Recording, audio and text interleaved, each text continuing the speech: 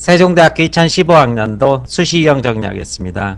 시험 시간은 모두 2시간이고 연습지는 주어지지 않을 것입니다.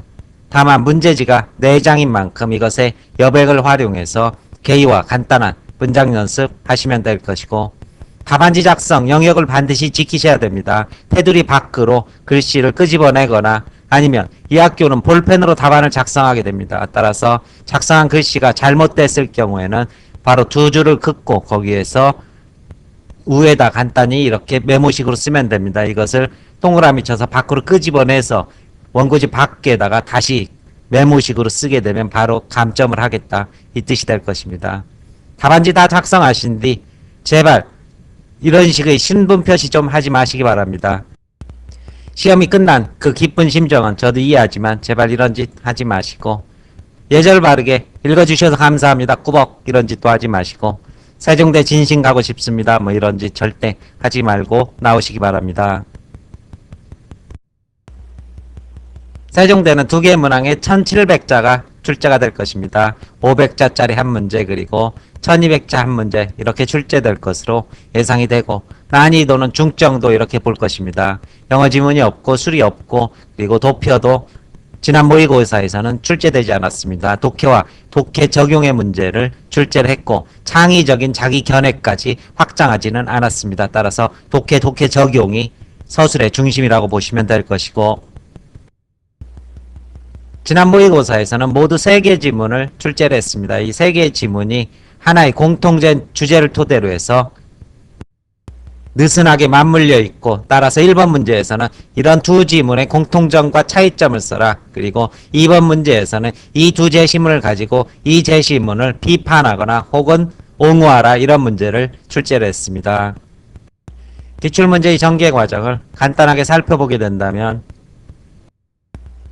자료가 무척 빈약합니다. 왜냐하면 2009, 2010까지 논술을 보다가 그동안 계속 적성고사를 봐왔습니다. 그래서 흔히 적성고사를 보는 대학교 중에서 서울대가 세종대다 뭐 이런 얘기도 했었는데, 그 세종대가 마침내 적성고사를 그만두고 이쪽으로 논술로 넘어오게 된 겁니다. 그러면서 2015학년도에 모의고사를 출제를 했고, 이제 이 패턴 그대로 출제를 하겠다, 일단 이렇게 출제 기준을 밝히고 있습니다. 따라서 이때 어떤 문제 유형이 출제됐고 학생 여러분들에게 공개되었는지 다시 한번 간략하게 확인해 보겠습니다.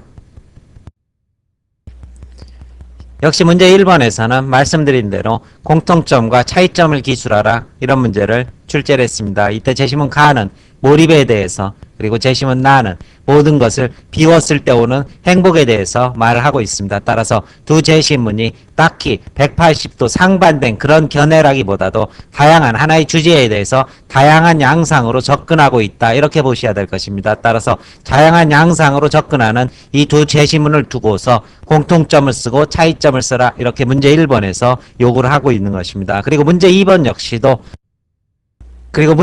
역시도 같은 주제의식을 공유하면서 또 역시 다른 입장이 충분히 제기될 수 있는 그런 지문을 포함시켜서 가나 모두를 활용해서 다를 옹호하거나 반박하라, 이런 요구를 하고 있습니다. 그리고 세종대 측에서는 가나를 활용해서 이것을 옹호하는 것도 가능하고 반박하는 것도 가능하다는 이러한 다면 접근의 가능성을 채점 기준으로 밝히고 있습니다. 따라서 문제 1번에서는 공통점과 차이점이라고 하면 이것이 어떠한 맥락과 주제의 측면에서 같은 입장을 보이는지, 당시 이것은 행복을 내적인 측면에서 이렇게 바라본다는 점에서 공통점이지만 그것의 방향성에 있어서 하나는 몰입과 체험이고 하나는 비움이다, 이러한 식의 차이점을 서술하도록 세종대에서 요구를 하고 있습니다. 따라서 공통점에 대해서 개념적으로 정리하고 차이점은 어떠한 기준을 토대로 이것은 달라진다, 이러한 식의 서술을 1번 기계적으로 하실 것. 그리고 2번에서는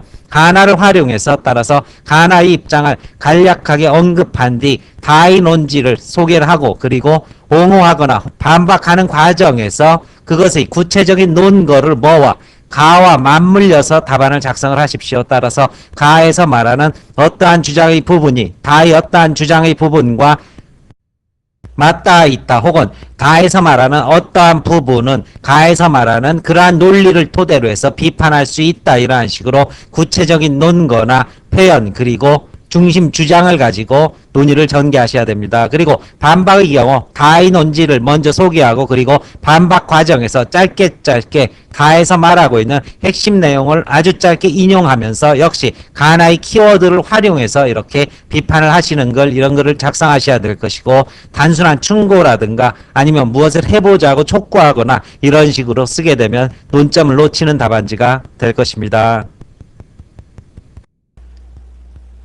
세종대의 경우 기출문제가 빈약해서 연습하기가 어려우실 것입니다. 그렇다고 해서 아주 방법이 없는 것은 아닙니다. 이 문제를 쓰고 난 학생들은 경희대 인문계열의 문제로 답안을 작성하는 연습을 하시면 세종대와 동일한 패턴을 연습하실 수 있을 것입니다.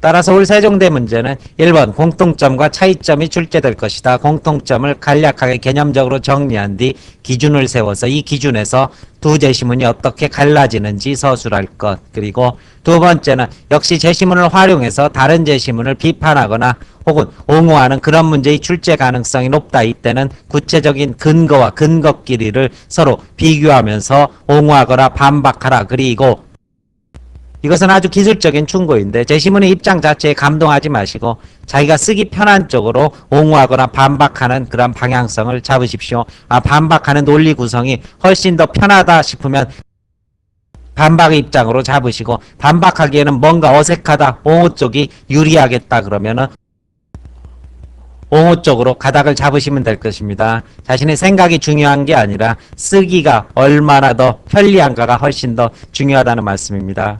간단한 탐구 말씀드리면은 원고지 사전 안배하십시오. 1200자의 경우에는 원고지를 먼저 끊어서 핵심 내용 밝히고 핵심 내용 밝힌 뒤 나머지 부분은 비판하겠다 이러한 식으로 원고지 미리 안배해 놓으시고 글씨체 통일시키십시오. 처음에는 또박또박 쓰다가 나중에 날아가는 글씨 쓰시면 답안지의 신뢰도가 떨어지게 됩니다. 소설이나 예화가 나오면 단순하게 요약하지 말고 그것이 주제와 관련해서 어떤 의미를 지니는지 반드시 개념적으로 압축을 하셔야 될 것입니다. 공개 해설에 걸려있는 원고지 사용법 간단하게 듣고 시험장에 가시기 바라겠습니다. 교문이 아주 클래식합니다. 시험 끝나고 짧은 기간 고생 많으셨습니다. 시험 잘 보셔서 반드시 합격하기를 바라겠습니다. 설명 마칩니다.